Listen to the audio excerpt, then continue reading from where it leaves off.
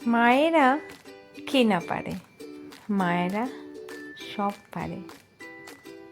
মা যেমন সন্তান জন্ম দিয়ে তার সব দায়িত্ব নিতে পারে, তাকে খাইয়ে দেওয়া, তাকে ঘুম পাড়িয়ে দেওয়া, তাকে যত্ন করা, সব কিছু যখন মা করতে পারে, সেই মা নিজের ভয়কে দূর করে সন্তানের মুখে হাসি ফোটাতেও পারে। হয়তো ভাবি যে আমি এটা হয়তো পারবো না, কিন্তু সন্তানের জন্য সেটাও করতে পারে মা। মা এমন এক জিনিস। আমাদের এখানে রাসমেলা শুরু হয়েছে। মেয়ের আবদার মেলা দেখতে যাবে। যেহেতু ওর বাবা কাজের সূত্রে বাইরে, তো এই আবদারগুলো সাধারণত বাচ্চাদের বাবার কাছে থাকে। বাবা নিয়ে যাবে, মেলা ঘোরাবে, সেই আনন্দটা হয়তো আমার বাচ্চা পায় না। কিন্তু তাই বলে কি ওদেরকে এই আনন্দ থেকে দূরে করা যাবে? আমি এক মা হিসাবে কি আমি ওদেরকে এই আনন্দটুকু দিতে পারবো না? তো মেয়ের আবদারে আমার কথা মতে বেরিয়ে পড়লাম আমরা মেলার উদ্দেশ্যে। সবাইকে রেডি করে, নিজে রেডি হয়ে তারপর বেরিয়ে পড়বো আমরা মেলার উদ্দেশ্যে।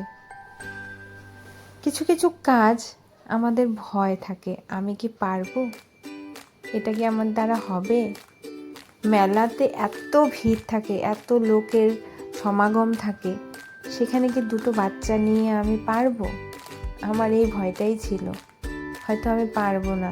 তাই যখনই মেয়ে বলতো মা মেলায় যাব, আমি ওকে চুপ করিয়ে দিতাম, ওকে কোনো সময় বকাও দিতাম। কিন্তু যখনই ওর মুখটা কালো হয়ে যেত না, মনটা খুব খারাপ লাগতো। ভাবতাম যে আমি কি পারি না ওদেরকে একটু আনন্দ দিতে? ওদের হাসিটাই যেন আমার কাছে সব কিছু। তা বল এটা নয় যে ওরা যা বলে আমি তাই করি, সব কিছু আমি করি না। যেখানে আমাকে না করতেই হবে সেটা আমি না করি।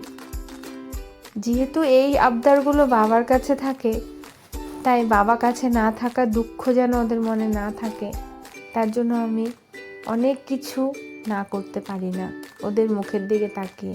কেন ওরা এই আনন্দগুলোর থেকে বঞ্চিত হবে? কেন বা মেলা ঘুরতে পারবে না? মেলা ঘোরা কে না ভালোবাসে? আমরা বড়রাও ভালোবাসি। তো বাচ্চাদের মন, ওরা তো মেলা বলতেই অজ্ঞান। মেলা যে ওদের কাছে কি, মেলায় যাব, এটাতে ওটাতে চড়বো, ঘুরবো, এটা কিনবো সেটা কিনবো, এগুলোই তো মেলা ওদের কাছে। তো এগুলোই মেয়েকে তারপর মেলায় নিয়ে গিয়ে দেখো মেয়ে কি খুশি, সব দেখছে। আর সব কৃষ্ণের এই আইগুলো আমাকে জিজ্ঞেস করছে, মা এটা কি, মা ওটা কি, এটা কি হয়েছে, এটা কি করেছে, এটা কি সাজিয়েছে। যতটুকু আমি জানি ওকে বললাম। ও এখানে মা ফটো উঠবো, এখানে মা ফটো উঠবো, আমাকে এটা বলো, এটা কি হয়েছে, এটা কি হবে, এটা কি হচ্ছে, সব আমাকে জিজ্ঞেস করছে। তো আমার জ্ঞানে যতটুকু আছে তা দিয়ে আমি ওকে অল্প অল্প করে বলে গেলাম। দেখো কি সুন্দর করে সাজিয়েছে মেলার রাসের, শ্রীকৃষ্ণের লীলাগুলো, শ্রীকৃষ্ণের সব ধরনেরই এখানে কি সুন্দর করে সাজিয়েছে। মেলাটা প্রথমে যেমন ভয়টা ছিল পারবো কি না, কিন্তু গিয়ে যখন দেখলাম একটু ফাঁকা ফাঁকাই আছে, তখন একটু সাহসটাও বাড়লো যে না, পারবো, কেন পারবো না।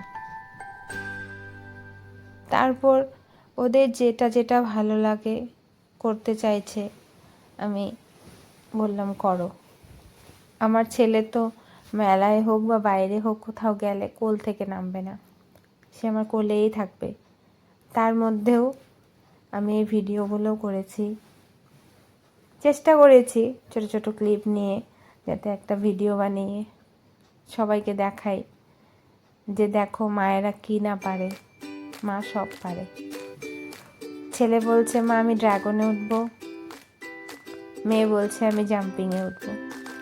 এখন কাকে কোথায় উঠাই, কে আমার মেয়েকে দেখবে আর কে ছেলেকে ওঠাবে? তো যেহেতু কপাল ভালো, ড্রাগনের পাশেই ছিল জাম্পিং, তো ওকে আমি জাম্পিংয়ে দিয়ে ছেলেকে আমি ড্রাগনে ওঠালাম। আমার ড্রাগনের ওখান থেকে মেয়েকে দেখা যাচ্ছিল, ও ঝাপাঝাপি করছে সেটা দেখা যাচ্ছিল। সত্যি দেখেছে তো কি খুশি। আর এই দেখো আমার মেয়ের যোগা ক্লাসের আমার এক ফ্রেন্ডের সাথে আবার দেখা হয়ে গেল মেলাতেও।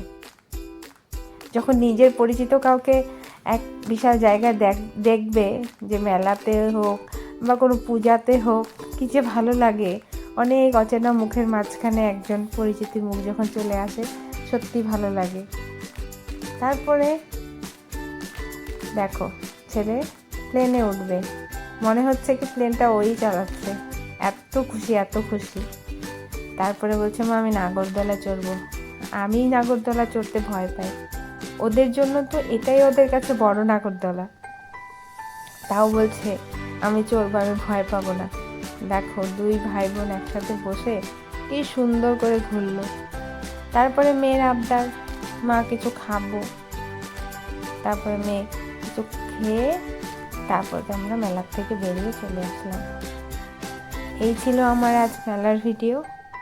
তোমাদের সবার কেমন লাগলো আমার ভিডিও অবশ্যই জানাবে। টাটা।